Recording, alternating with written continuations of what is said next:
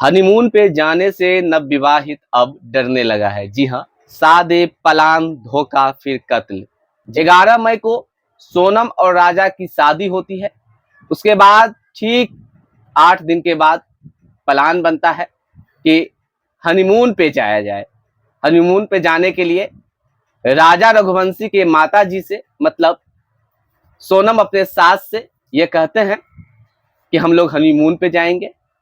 उसके बाद पति पत्नी आपस में बात करते हैं कि शिलोंग जाएंगे। पत्नी अपने पति राजा को बोलते हैं कि शिलोंग पे जाएंगे। उसके बाद जैसे ही राजा की माँ सुनती है शिलोंग, तो वो पूछ देती है कि शिलोंग होता क्या है। उसके बाद बताया जाता है कि मेघालय की पहाड़ियों के बीच एक घूमने वाली जगह है, जहाँ पे जाकर शादी का जो नया ये महीना चल रहा है, नया साल चल रहा है, उसको हंसी खुशी में गुजारा जाएगा। राजा रघुवंशी की माँ ऑर्डर दे देती है। उसके बाद 9 दिन बाद 20 मई को मेघालय के लिए इंदौर शहर से राजा रघुवंशी और सोनम रघुवंशी निकल पड़ते हैं। जैसे ही वहां से निकलते हैं, माता पिता से लगातार सोनम रघुवंशी और राजा रघुवंशी के बीच बातचीत होती रहती है और वो दोनों बेखौफ हनीमून पे निकल जाते हैं। लेकिन कौन जानता था कि जैसे ही हनीमून पे जाएंगे तो दोबारा अपने माँ के पास, अपने पिता के पास, अपने भाई के पास जो नवविवाहित राजा रघुवंशी हैं, जिनका ट्रांसपोर्ट का काम चल रहा है, वो नहीं आ पाएंगे। जी हाँ, पत्नी का पूरा प्लान होता है कि यहाँ घूमने के लिए जाया जाए और एंजॉय किया जाए।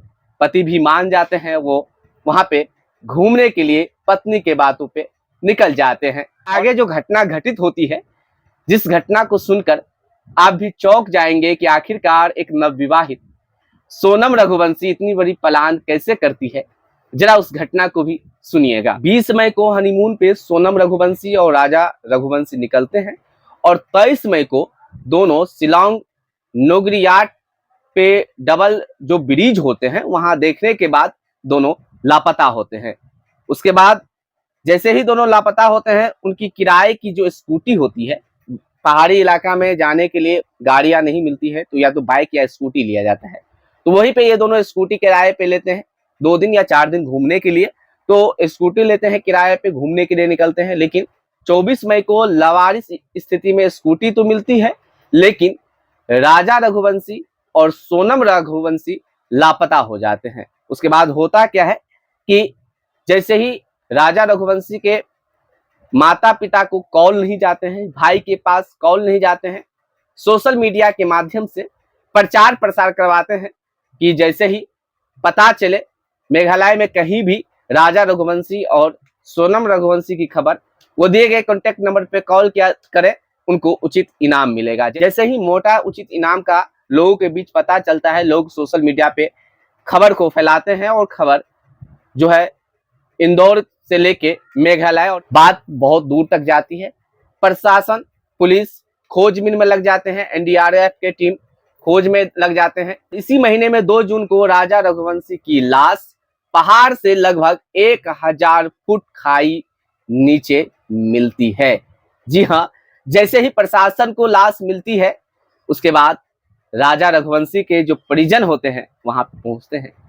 लाश डिकम्पोज हो चुका था, पूरी तरह से सड़ गई थी, पहचान में नहीं आ रहा था कि लाश किसकी है, लाश किनकी है।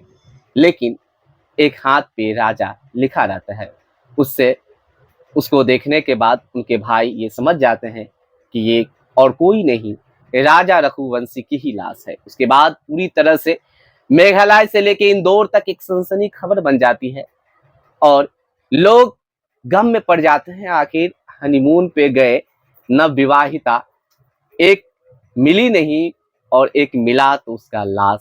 आखिर सोनम रघुवंशी गई तो गई कहाँ? और उसके बाद परिजन दोनों तरफ से, लड़की के तरफ से भी और लड़का के तरफ से भी, ये सरकार से और प्रशासन से मांग करते हैं कि सोनम रघुवंशी को खोजा जाए। उसके बाद लगातार सोनम रघुवंशी की खोज में लग जाते हैं और इधर इंदौर में पूरी तरह से उसके बाद लगातार 6 दिनों तक सोनम रघुवंशी की खोज होती है। उसके बाद भी प्रशासन नहीं खोज पाते हैं। आखिरकार 8 जून को यानी रविवार को रात के लगभग 1 से 3 के बीच में उत्तर प्रदेश के गाजीपुर में एक ढाबा पे सोनम रघुवंशी को देखा जाता है। उसके बाद पुलिस हिरासत में ले लेते हैं। जैसे ही सोनम रघुवंशी की मिलने की खबर मिलती है, पूरी तरह से इंदौर से लेकर मेघालय और मेघालय से लेकर पूरे भारत में एक नया मोड़ आ जाती है इस कहानी में कि आखिरकार सोनम रघुवंशी पिछले लगभग 6-7 दिनों से गुम कहां थी। और राजा रघुवंशी की मौत हो जाती है, 1000 फुट नीचे लाश मिलती है। तो फिर सोनम रघुवंशी साथ में हनीमून पे गई थी, तो वो घर फोन क्यों नहीं करती है? अगर 1000 फुट नीचे उनका पति गिर जाते हैं, तो फिर नवविवाहिता जो पत्नी सोनम रघुवंशी रहती है, वो नीचे अपने पति को खोजने के लिए और या बचाव के लिए क्यों नहीं जाते हैं? इस तरह की ढेर सारी सवाल अब सोनम रघुवंशी पे आके गिर जाती है। लोग सोनम रघुवंशी को लेकर तरह तरह की खबर पूछते हैं, लोग तरह तरह की बातें करते हैं। इसी बीच एक नया मोड़ आती है, और मोड़ ऐसा कि जो सोनम राजा की कत्ल करवाती है, वो सोनम राज कुशवाहा के प्रेम में इस तरह की घटना को अंजाम देते हैं। एक तरफ पति राजा रघुवंशी रहते हैं और दूसरी तरफ प्रेमी राज कुशवाहा रहते हैं।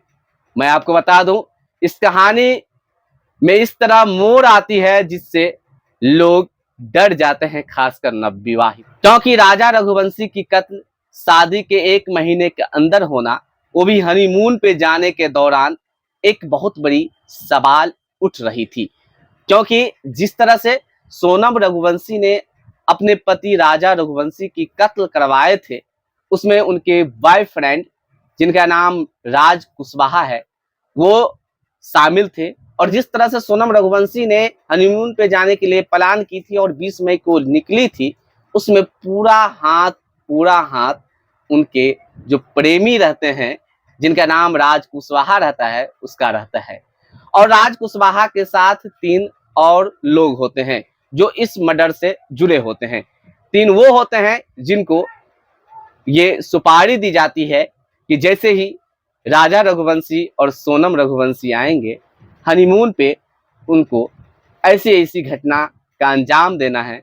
और ठीक प्लान के तहत ये सारी कहानी को रची जाती है और बेचारा राजा रघुवंशी की कत्ल करा देती है। समझ सकते हैं ये कितनी बड़ी घटना है। अब सवाल ये उठ रहा है कि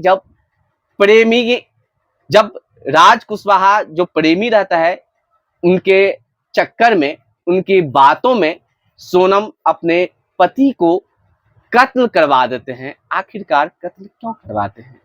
क्या वो अपने पुराने प्रेमी को पाने के लिए, या फिर कुछ और मामला हो सकती है?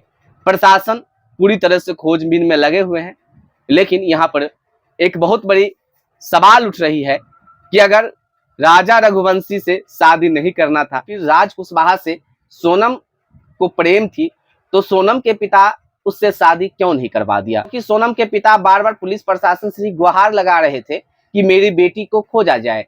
और जब उसकी बेटी एक ढाबा पर से मिली, जब उत्तर प्रदेश के गाजीपुर के एक ढाबा पर से मिली, तो ये एक सवाल करने लगे कि मेरी बेटी निर्दोष है, वो किसी तरह की घटना को अंजाम नहीं दे सकती है।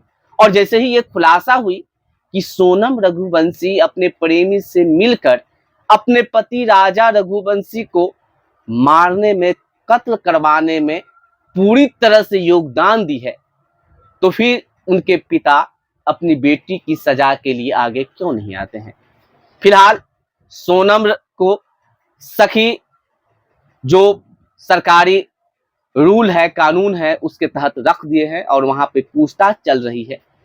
और ये पता लगाया जा रहा है कि आखिरकार इस तरह की जो प्लान बनाए और ये जो प्लान बनी है, आखिर इतना क्राइम माइंड वो लाए कहां से? क्या पूरी तरह से उनके जो प्रेमी राज कुशवाहा है उसका हाथ है ये प्लान सेट करने में, या फिर दोनों ने मिलकर हनीमून पे ले जाने के बहाने कत्ल करवा दिए?